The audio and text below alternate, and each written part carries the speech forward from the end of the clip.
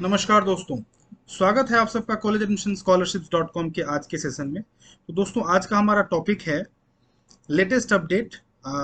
मतलब latest update क्या है काउंसलिंग के रिगार्डिंग और एनएमसी बिल के रिगार्डिंग क्या लेटेस्ट अपडेट्स हैं। तो देखिए, छोटी मोटी एक्टिविटीज़ बहुत सारी चल रही हैं। जैसे कर्नाटका स्टेट में भी कुछ हलचल मची है। इसके अलावा जो है और कई सारे कॉलेज से मेरी बात भी हुई है। तो एक्चुअली क्या है, एग्जैक्ट सिचुएशन क्या है, ये जब तक नोटिफिकेशन नहीं आएगा तब तक कुछ क्लैरिटी नहीं आएगा।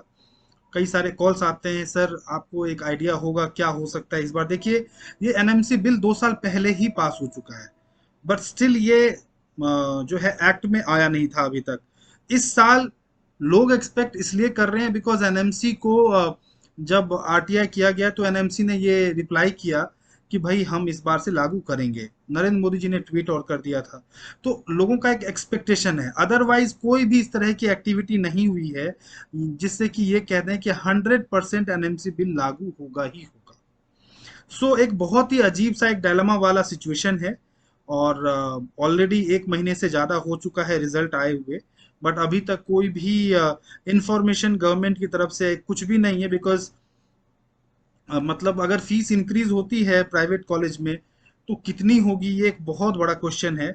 बहुत सारे स्टूडेंट का पूरा बजट बिगड़ जाता है इन सारी चीज़ों से। और जो प्राइवेट कॉलेजेस में गवर्नमेंट सीट की फीस होगी वो कितनी हो सकती है, तो सबका एजम्पशन चल रहा है। मैं भी एक एजम्पशन से आपको बोलता हूँ और दूसरे जो और काउंसलर्स हैं वो भी आपको अपना अपना एक एजम्पशन देते हैं।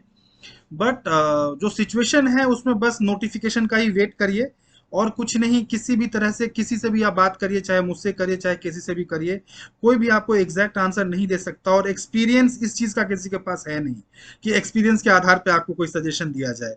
ये पहली बार ही होने जा रहा है।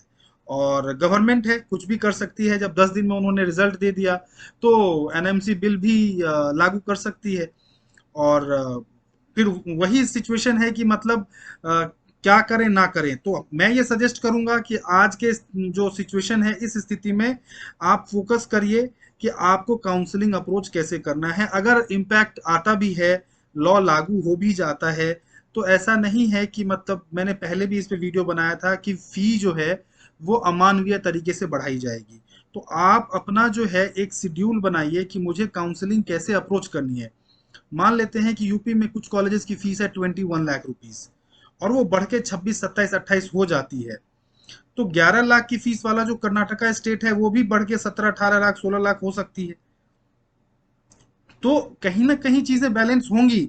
ऐसा नहीं होगा कि मतलब कहीं पे फीस काफी ज्यादा हो गई और कहीं पे फीस जो है वैसे की वैसी ही पड़ी हुई है, ऐसा नहीं है। तो जैसे कि कर्नाटका गवर्नमेंट जो है वो थोड़ा सा हलचल एनएमसी बिल में दिखा रही है। वो कह रहे हैं कि हमें एनएमसी बिल लागू करने में कोई प्रॉब्लम नहीं है। एनएमसी ऐसा कह रही है कि हमें लागू करने में कोई दिक्कत नहीं है, बट कोई प्रॉपर हमें इंटीमेशन नहीं दिया जा रहा है। कहने का मतलब ये है कि कॉलेजेस के पास में प्रॉपर इंफॉर्मेशन नहीं आ रहा है। और एक जो सामंजस्य होना चाहिए कॉलेज में और जो सेंट्रल गवर्नमेंट है और स्टेट गवर्नमेंट, जो स्टेट की अथॉरिटी है डीजीएमई में, वो प्रॉपर एक परस्पर संबंध दिख नहीं रहा है। कॉलेजेस को क्लियरिटी नहीं है और जो डीजीएमई है उसको क्लियरिटी नहीं है। तो मतलब जब उन इतनी बड़ी बॉडीज हैं उनको क्लियरिटी नहीं है, तो हम और आप क्या क्लियरिटी लेके आएंगे इस चीज पे। तो मेरे हिसाब से आप लोग अभी सबसे जो इम्पोर्टेंट काम है आपका वो ये है कि अपना बजट जो भी आप मैक्सिमम रख सकते हैं वो फाइनलाइज कर लीजिए।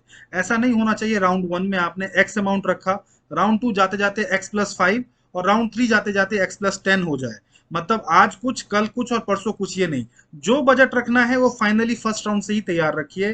कई बार ऐसा होता है कि आपने कम बजट रखा फर्स्ट राउंड में कि देखता हूं क्या होता है, नहीं मिलेगा तो फिर बाद में बढ़ा लिया जाएगा और बाद में वो भी नहीं मिलता जो आपको पहले मिल सकता था। तो एनएमसी बिल लागू हो चाहे ना हो, अपनी स्ट्रेटेजी बनाइए।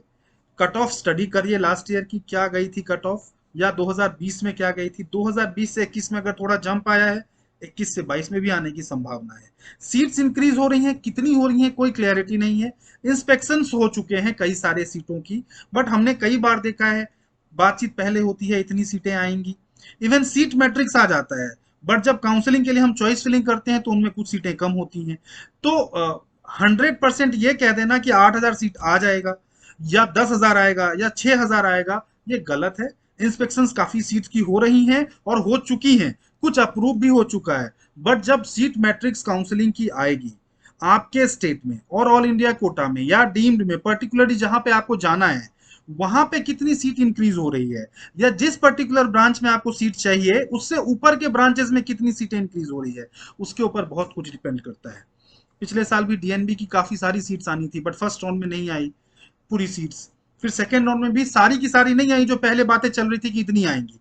तो इस वजह से अभी आपका जो एक ही प्रायोरिटी का काम है वो ये है कि अपनी स्ट्रेटेजी तय करिए कि आपको अपना बजट मैक्सिमम आप कहां तक लेके जा सकते हो। ब्रांच अगर कॉम्प्रोमाइज करना चाहते हो तो कौन कौन से ब्रांचेस को आप कंसीडर करोगे, उसके लिए आप अपने कुलीग से, अपने जो सीनियर्स हैं या जो भी जिनसे भी आपको बात करना है या अपने फैमिली मेंबर से, वो तय करके रखिए। ऐसा ना हो कि आज आप सोच के बैठे हो कि मेडिसिन लेना है और कल को आप ईएनटी या फिर एनेस्थीसिया उठा रहे हो। तो ईएनटी और एनेस्थीसिया उठा रहे हो, ऐसा नहीं है कि वो दोनों ब्रांचेस अच्छे नहीं है, both are very good branches, but वो आपकी चॉइस की लिस्ट में पहले ही होनी चाहिए। ऐसा ना हो कि लास्ट में आपको मेडिसिन मिल नहीं रहा है इसलिए आप वो उठा रहे हो, क्योंकि क्या पता आज आप मेडिसिन के लिए मेहनत कर रहे थे, वो आपको नहीं मिला, बट एनेस्थीसिया ईएनटी आप अगर स्टार्टिंग से ही मेहनत करते तो भारत के नंबर 1 कॉलेज में आपको मिल जाता। तो इसलिए ब्रांच अगर कॉम्प्रोमाइज करना है तो अभी से प्लान आउट कर लीजिए कि मैं कहां तक ब्रांच को कॉम्प्रोमाइज कर सकता हूं। अगर नहीं करना है, ये सोच लिया है कि नहीं जी नहीं करना है ब्रांच कॉम्प्रोमाइज, मिलेगा तो ठीक है, नहीं तो नेक्स्ट ईयर की प्रिपरेशन करूंगा, वेल एंड गुड, कोई दिक्कत नहीं है। बट अगर करना है तो कहां तक करना है वो डिसाइड कर लीजिए। लास्ट ईयर के कट ऑफ्स को स्टडी करिए। मतलब फीस अगर इंक्रीज भी हो जाएगी तो रामैया मेडिकल कॉलेज कर्नाटका या कैंपेगौड़ा कर्नाटका या कस्तूरबा, इन सब के कट ऑफ पे बहुत ज्यादा फर्क नहीं आएगा। तो कहने का मतलब ये है कि ये जो कॉलेजेस है एलिट हैं, जो गवर्नमेंट फीस वाली जो सीट्स होंगी इनके अंदर, वो तो गवर्नमेंट के कट ऑफ पे ही जाएगी। जो प्राइवेट में अगर इंक्रीज भी हो जाता है 2 4 5 लाख रुपए, इन दैट केस ऑल्सो इनके कट ऑफ पे बहुत ज्यादा फर्क नहीं आने वाला है। ऐसे बहुत सारे कॉलेजेस हैं पूरे भारत में। तो अपनी स्ट्रैटेजी बेसिक एक अपना जो नींव है वो तैयार करना स्टार्ट करिए।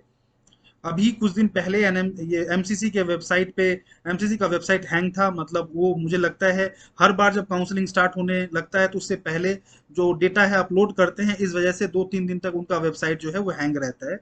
तो अभी 2 दिन पहले तक उनका वेबसाइट 2 3 दिन के लिए हैंग पड़ा हुआ था। सो मुझे ऐसा लगता है कि एक आध हफ्ते के अंदर ही नोटिफिकेशन कभी भी आ सकता है, और नोटिफिकेशन आने के एक हफ्ते के बाद काउंसलिंग स्टार्ट हो जाती है। तो मुझे लगता है ज़्यादा वेट आपको नहीं करना पड़ेगा, जल्द से जल्द नोटिफिकेशंस आएंगे। एंड अभी आपको अपनी स्ट्रेटेजी पे काम करना चाहिए कि किस तरीके से आपको आगे बढ़ना है। तो इस वीडियो में बस इतना ही।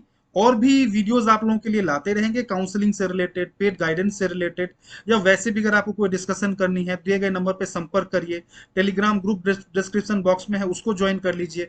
उस पर हम अपने वीडियोस भी डालेंगे और आगे जो भी नोटिफिकेशंस आते रहेंगे वो भी डालेंगे। तो अगर कोई वैसे आपको एक बेसिक जानकारी चाहिए, व्हाट्सएप पे क्वेश्चन लिख के भेज दीजिए, मैं उसका रिप्लाई कर दूंगा। तो अगर आपको कोई भी किसी भी तरह की रिक्वायरमेंट है तो दिए गए नंबर पर संपर्क कर सकते हैं। इस वीडियो में बस इतना ही। आगे और भी वीडियोस आप लोगों के लिए लाते रहेंगे। नमस्कार।